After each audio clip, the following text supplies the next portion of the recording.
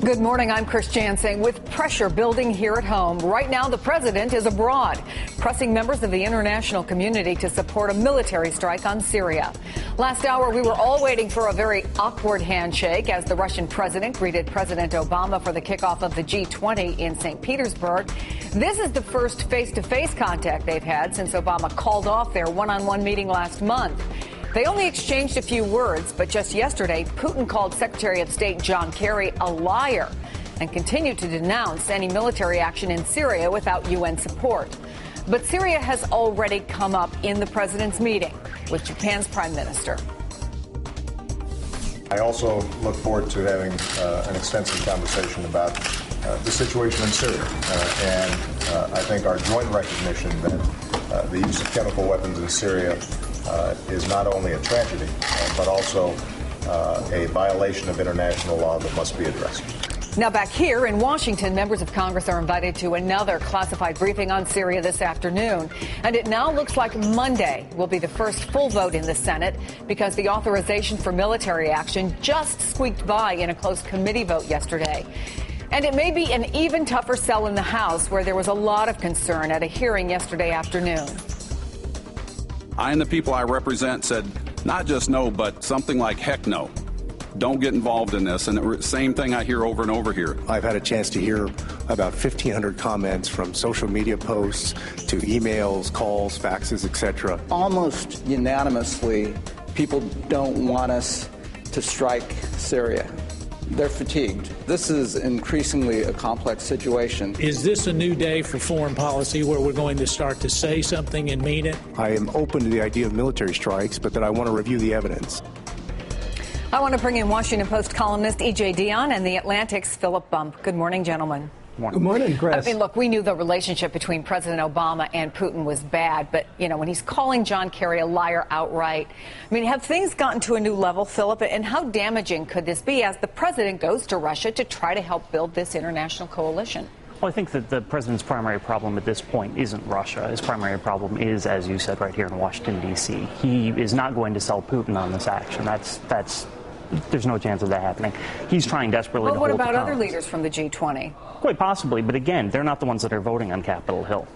Well, I think that you saw this very close vote yesterday. What was it, 10-7 in the Senate Foreign Relations Committee? We can show you the numbers. The yeses including Republicans from Arizona, McCain and Flake, Bob Corker. The noes included Marco Rubio and Rand Paul, but also a couple of Democrats, Chris Murphy, Tom Udall. Democrat Ed Markey voted present. My favorite headline today from Boston Magazine, Ed Markey annoys literally everyone by voting present. But EJ, seriously, how much trouble will the president have from within his own party here? Oh, he's got a lot of trouble with Democrats because Democrats are always split on war. They were split on Iraq. They were split to some degree on Kosovo. They were split on Bosnia. And I think that's the difficulty for a Democratic president who wants to go to war. The Republicans, including a lot of the anti-warish libertarian Republicans who are opposing Obama now, fell in line behind President Bush after Iraq. There was also a lot of pressure after 9/11. Now, I still think this is going to pass. I think it's going to pass in the House because, as Speaker Boehner, the Leader Cantor showed, there are a lot of Republicans who know that if the president has his legs cut out from him on this vote, it's a huge problem for American foreign policy. I think that same argument will apply with a lot of Democrats. You have people like Jerry Connolly, a Democrat from Virginia, Chris Van Hollen, a Democrat from Maryland, who are trying to craft a narrow enough resolution that it will get enough Democratic votes to pass. And so I'd be surprised if the president loses this vote. Yeah, it's this balancing act, though, a narrow enough resolution to get it to pass, Philip, but not so narrow that it doesn't do anything. And in the end, the people who are against it say, see, it didn't accomplish anything.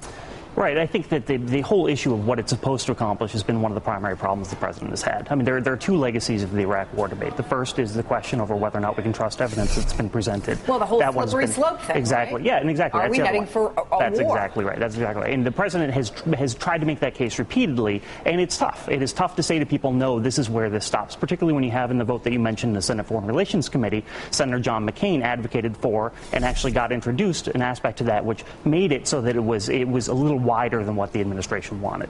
And we've seen in the polls and in the town halls, and we heard some of the members of Congress referencing this, EJ, the American people don't support this. I want to play a clip from Tony Blinken, who was on Morning Joe this morning. It's very important that people understand what this is and what this isn't. What this is a limited, targeted, but effective use of force to deter Assad from using his chemical weapons and to make it more difficult for him to use them again. What this is not open-ended. This is not boots on the ground. This is not Iraq. It's not Afghanistan. It's not even Libya. Some of the president's supporters have suggested to him, and they don't necessarily support him on this, EJ, but they've said, look, my constituents are against this. The president needs to explain to the American people why this isn't Iraq. He needs to explain to the American people where's our national security interest. What does the president do?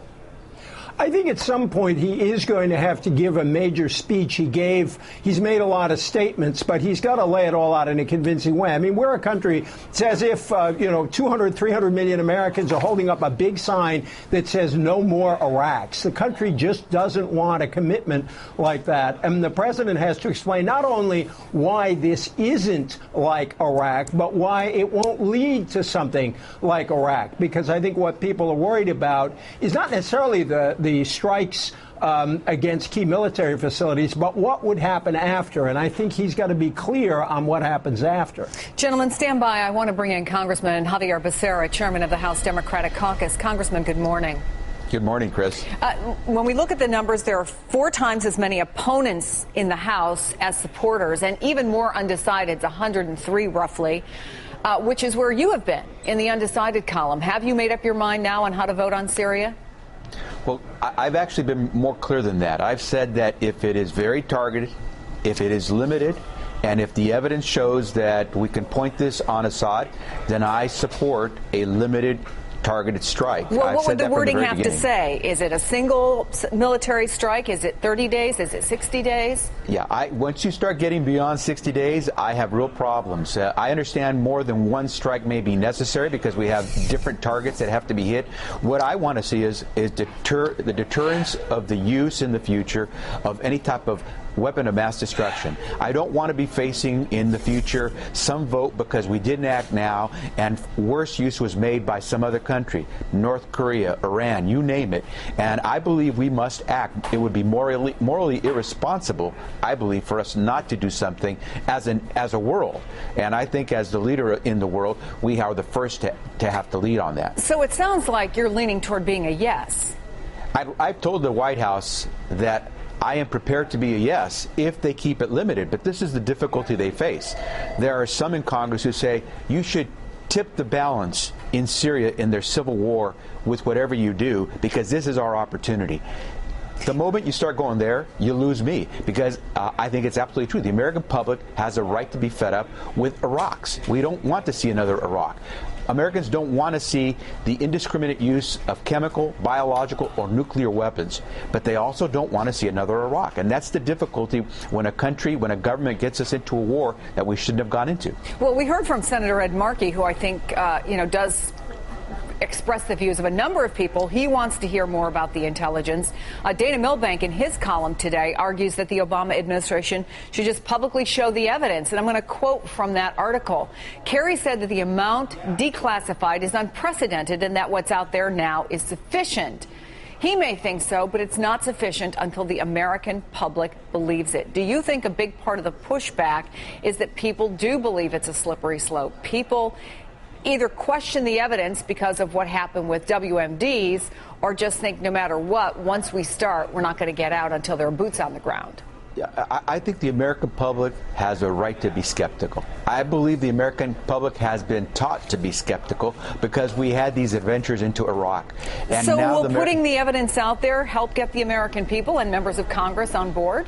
Well, they should put out the evidence that they can. Certainly to put out evidence that shows some of the methods that we use to collect the evidence would not be wise. And that's what members of Congress and senators are for. We get elected to lead.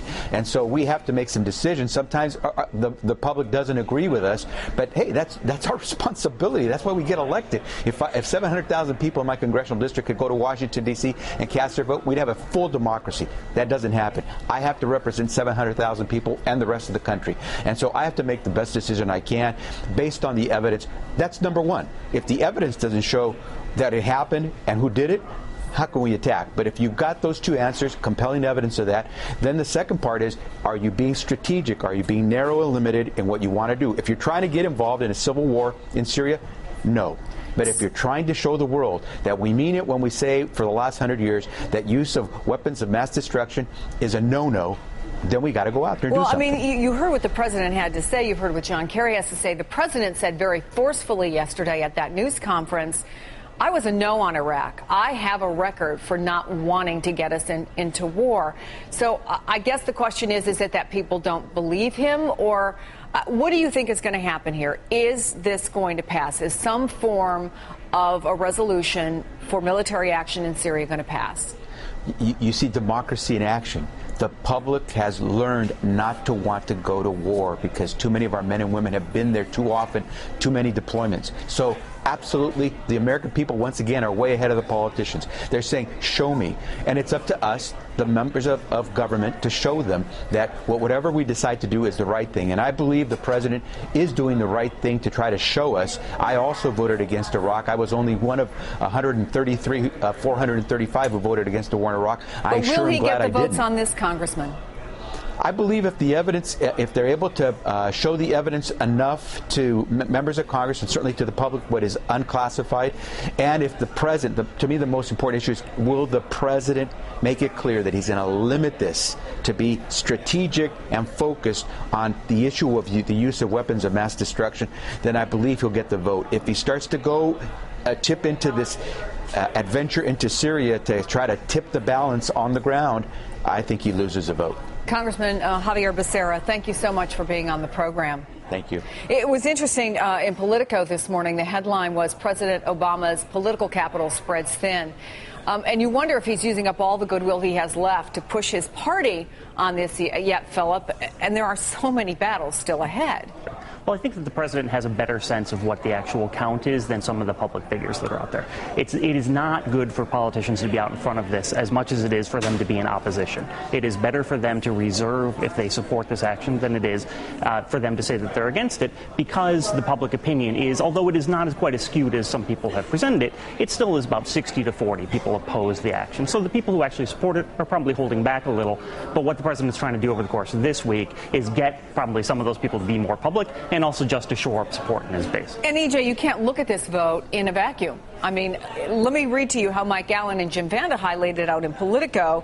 Quote, the most unpopular institution in America will decide the fates of a president's power, a military strike, defense contracts, the budget, health care implementation, the Federal Reserve chairmanship, illegal immigrants, and all of us who would be hit by a debt default. I mean, are we in for a bumpy ride here? We're in for a crazy 3 months. There's no question about it. By the way, I agree very much with what Philip said. I think if you're going to vote for this, you're more likely to be quiet than if you're going to vote against it, because that is the more popular position with both party bases, ironically. But I think what's going to be interesting is you saw some moments yesterday in the House Foreign Affairs Committee of pure partisanship, people bringing up Benghazi. But you're actually seeing a fair number of Republicans, including Speaker Boehner, be very serious about this, and others on the other side. You just wonder, is there an effect of this debate on the rest of the discussions? That's wildly optimistic. It's probably wrong, but I'd really like to see that happen, because war concentrates people in a way nothing else does, and rightly so. EJ Dionne, always great to have you on the program. Philip, thanks for coming in.